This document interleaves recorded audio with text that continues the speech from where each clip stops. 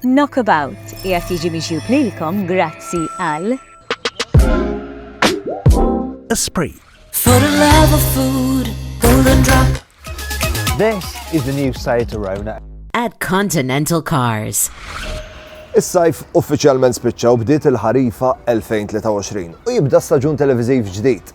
Jien ser nibda nkun magħkom b'Knockabout, episodji fejn letteralment ħanoħodkom miegħi sqallija. Gżira ftit kilometri l-bogħod minn Malta, mimlija tommiet uniċi, arti, kultura, divertiment u ħafna attivitajiet oħra. ċertu drabi ħankun qiegħed waħdi u ġieli ħankun qiegħed f'kumpanija. Knockabout jibda issa.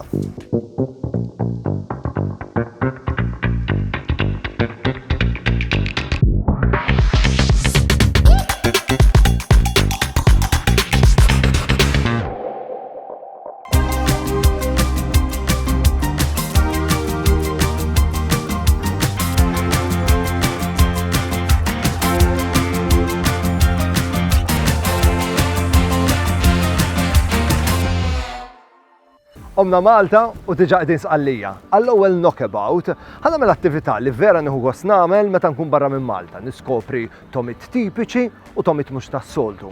Lokali, tal-post. U llum dak li ħanagħmel ħammur niskopri tomit Siċiljani. Tlaqna.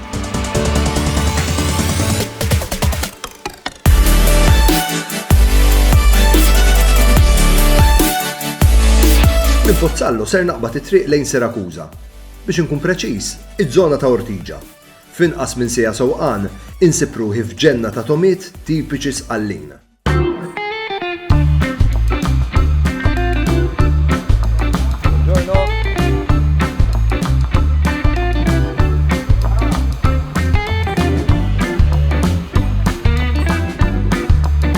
Dawn huma jkapperi di Pantellerija, kappar li ġej mill-gżira ta' Pantellerija. Illum għalmuni li minħabba li Pantellerija hemm il-vulkan, it-toma tagħhom hi iktar qawwija u iktar potenti. Ħanara.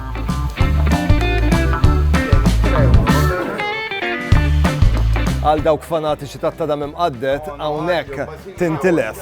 Tadam imqaddet magħmul mit-tadam iż-żejr, it-taċċirasa, kapuljato tat-tadam imqaddet. Signore, tu che sei professionista sul pomodoro secchi, nel tuo opinione il pomodoro secco e il pomodoro accapogliato cambia gusto o è lo stesso? No, lo stesso, è questo qua fatto frantumato, tritato. Basta più semplice per condire, no? Spaghetti agli olio, sulla bruschetta, buonissimo. Mamma mia.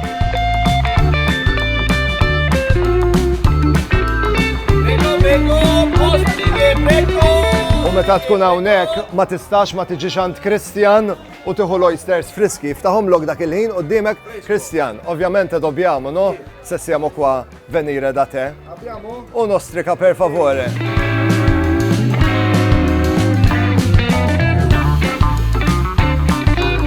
Grazie. Oh là là.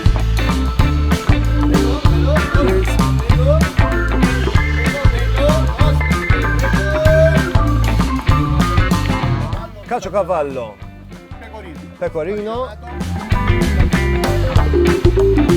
Sejd li naqrab daw it-tjubija kollha minn fejn se taqbad tibda dduq.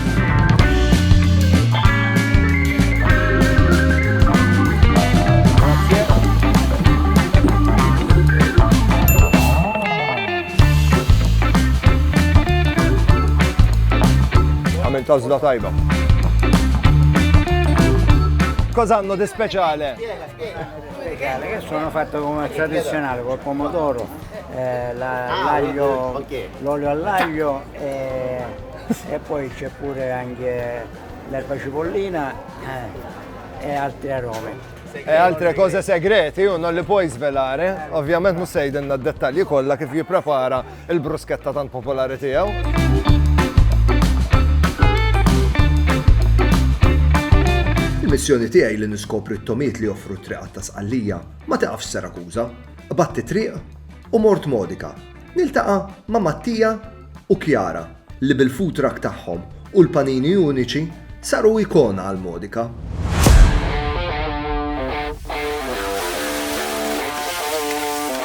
Mattija, Modika kulħadd jitkellem fuq il-panina bil-laħam ta' żimel tiegħek. Ejdilna naqra x'għandu daqshekk speċjali l-pane kol kavallo tiegħek. Quindi noi facciamo un panino con la carne di cavallo utilizzando solo ingredienti locali. Partiamo dalla carne che è cavallo sfilacciata, che andiamo a condire semplicemente con un po' di sale.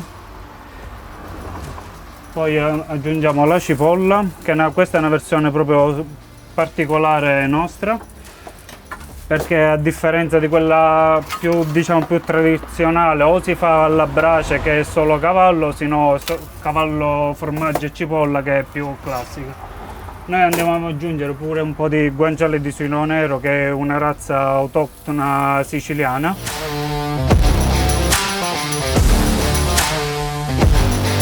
Mattija kompla jispjegali li wieħed mis-sigriet tagħhom sabiex ikollhom il-konsistenza perfetta għal panino kol kavallo u għalli waqt li l-laħam taż-żiemel jibda jissajjar jiġi mqalleb b'ħeffa kbira.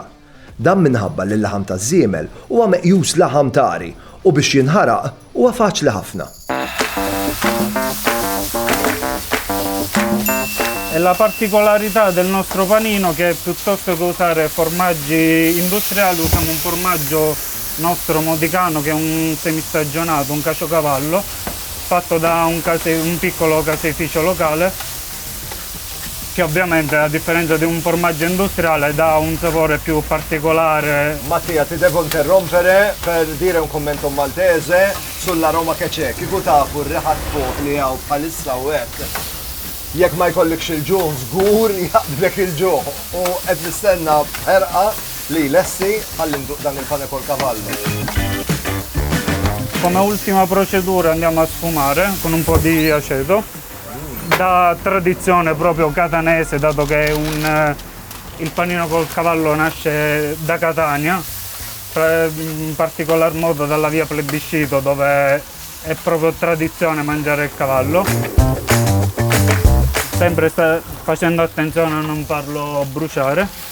E come tocco finale mettiamo il guanciale per un gusto più particolare.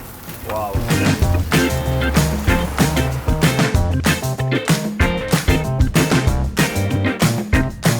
Grazie.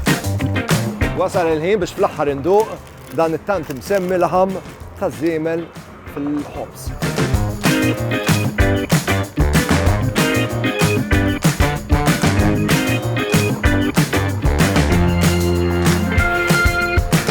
Mattia, perfetto, eh?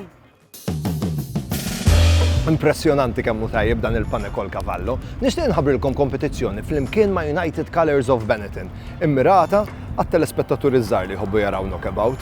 Nixtieq naraw ir-ritratti tagħhom fl-imkien mal-best friend tagħhom. U dak ir-ritratt li tibatuli permezz ta' Facebook u mbonnici.tv jista' jrebbaħhom Back to School Pack grazzi għal United Colors of Benetton. Qed nistenna minn għandkom.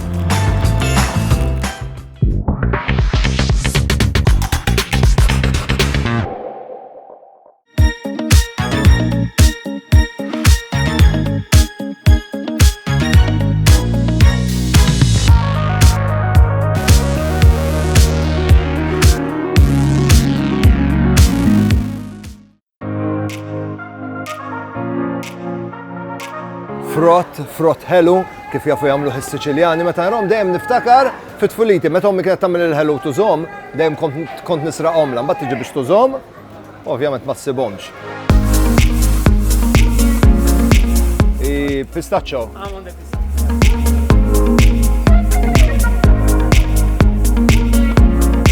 Ġifieri jiena hawnhekk għandi l-ingredienti prinċipali kif semma li huwa l-pulmun kif ukoll l-intestini tal-vitello kif ukoll għandna l-ġobon modikan.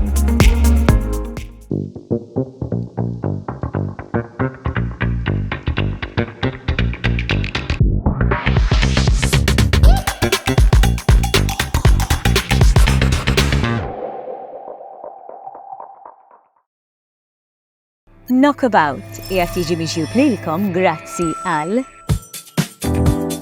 United Colors of Benetton. If it's bacon, it's Fior di Vita. This is the new Seat Arona. At Continental Cars.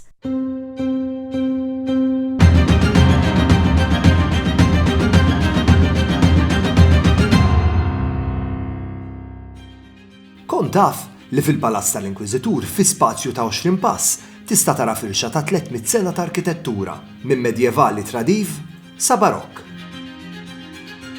Hawnhekk hawn tribunal u kumpless ħieħ ta' ħabs b'ċelel differenti. Il-Palazz tal-Inkwiżitur mqassam biex jaqdi lill-Inkwiżitur fir-ruoli tiegħu kemm bħala mħallef tal-qorti spiritwali u bħala delegat apostoliku li jirrappreżenta lil Papa f'Malta. Fil-pjano nobile naraw l-istemmi kollha tal-Inkwiżituri li kellna Malta. Fost dawn 22 saru kardinali u 2 laħqu saħansitra papiet. Bejn l-1733 u l-34 it-taraġġ prinċipali kien parti minn proġett kbir ta' tisbieħ li tiegħu għandna rendikont ġurnata b'ġurnata tal-ispejjeż kollha u n-nies li ħadmu fih. Fatt kurjużu li l-Inkwiżitur Fabio Chigi kellu tigra fil-palazz. L-Inkwiżitur kellu kċina sofistikata, armata sa' sniena biex impressjona bl-ikel. Saħansitra kellu 9 bżieżen tal-ġelat u s-sorbet fi żmien meta ma kienx hawn freezers. Jekk għandek 60 sena jew aktar u l-istorja hija l-qalbek, tista' żżur ħafna mis-siti u l-mużewijiet ta' Heritage Malta bla ma tħallas xejn. U miegħek tista' tieħu żewġ titfal jew żgħażagħ li jidħlu b'xejn ukoll. Kull ma trid tagħmel hu li tapplika l-passaport tal-anzjani ta' Heritage Malta billi tmur fl-uffiċċju tal-Kunsill Lokali tar-raħal tiegħek u tieħu miegħek il-karta tal-identità. Heritage Malta, parti minnha. Knockabout qiegħed jiġi mixjub lilkom grazzi għal United Colors of Benetton. This is the new Seat Arona. At Continental Cars. Għall-ewwel knockabout, ħanamel attività li vera nieħu gost nagħmel meta nkun barra minn Malta, niskopri tomit tipiċi u tomit mhux tas-soltu.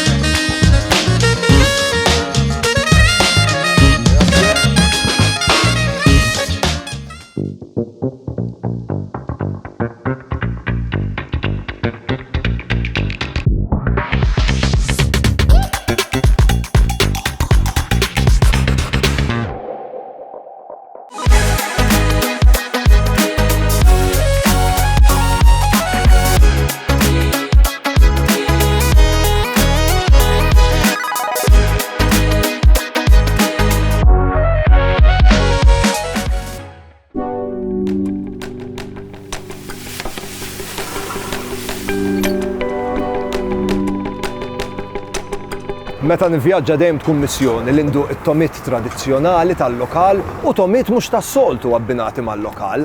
Illum qiegħed modika ħdejn Mattija u Kjara li bil-food truck tagħhom litteralment qegħdin jimlew żaq in-nies tal-lokal u dawk li jżuru modika. Ħdejja għandi pane e panelle. Mattija, pane e panelle.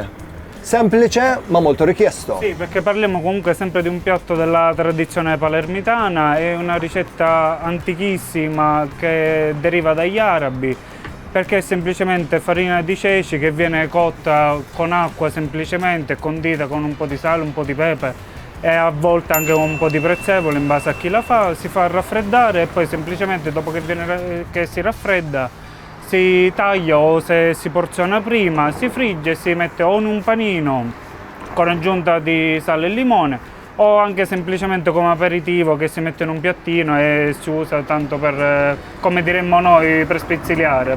In maltese diciamo appetizer quando si serve con una bibita. Io oggi provo la vostra famosa pane e panelle.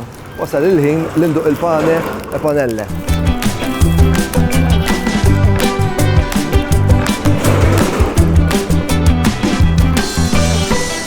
Fil-veru sens tal-kelma, meta inqas jintijem aħjar. Għax fis-sempliċità tagħha mill-inqas ingredienti, it-toma vera unika. Wow!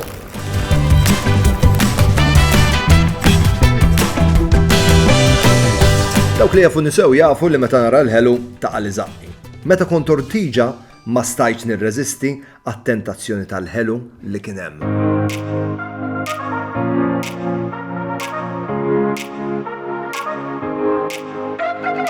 Buongiorno.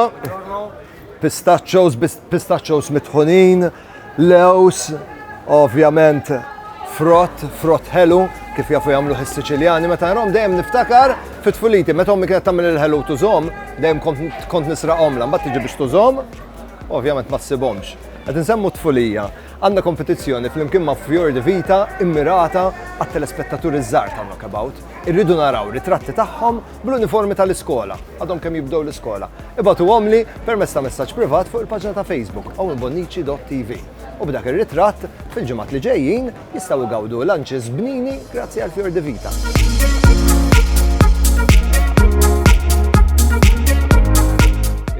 Pistaccio.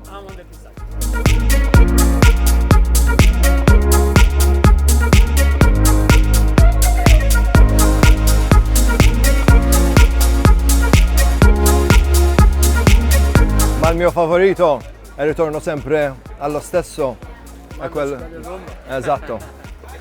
Tal-pistacci tajbin, però dejjem nerġa' naqa' dejjem mal-istess waħda. Mandorle e rum, bir-ram. Di questi, un po' di questi per favore.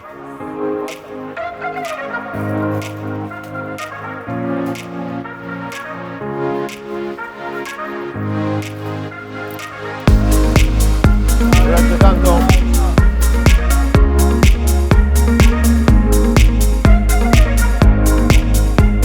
B'mod normali, tmur għandhom ħelwa meta tiġi biex talaq l-ikla. Però hawnhekk fortiġa impossibbli talaq l-ikla tiegħek. Teqpa tara tom id-bnina ma' kull ħarsa li tagħti u jien ma stajtx nirreżisti u kil taranċina.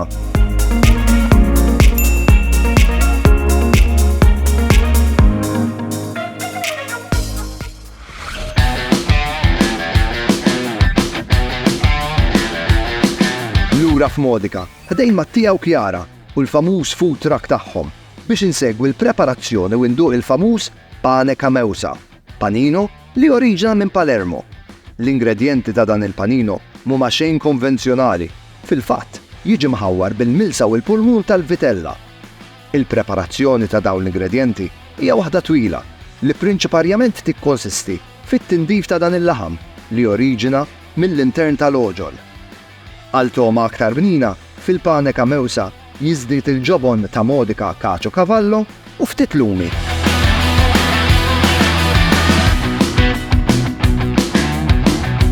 Io ovviamente adesso lo devo gustare siccome sono qua, naraw naqra xejn.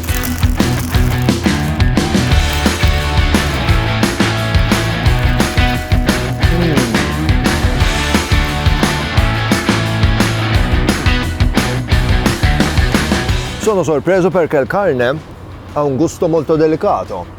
È delicatissimo il carne. Wow, incredibile che tajjeb.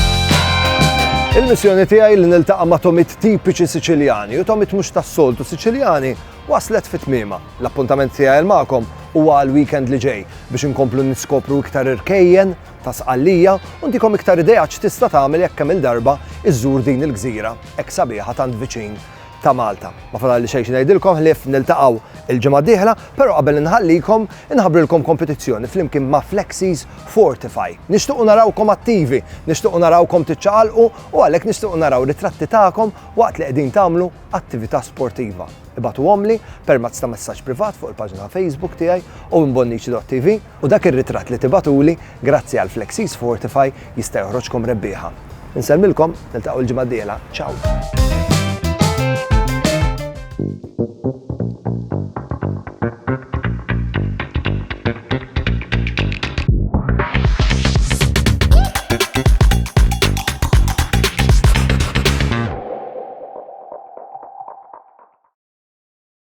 Knockabout qiegħed jiġi mixjub lilkom grazzi għal Esprit. Koliosh Authentic Greek Yogurt. This is the new Citroën At Continental Cars.